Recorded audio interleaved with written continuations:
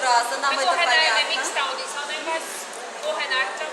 Ну, я рассказала про тело. Оно мускулистое, крепкое. Видим каждый мускул. Можно писать анатомию кошки по этому телу.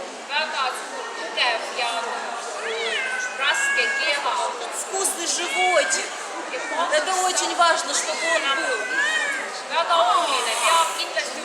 Ты нас спать не укладывай. Слегка спрямленный профиль, но отлично посаженные уши. Вертикально и прямо.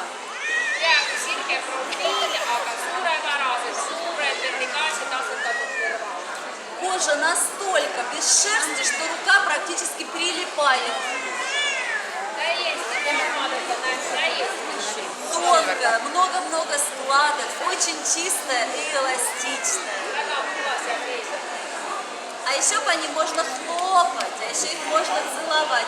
И я повторюсь, к кошкам-сфинксам нет двоякого отношения. Этих кошек либо любят, либо нет.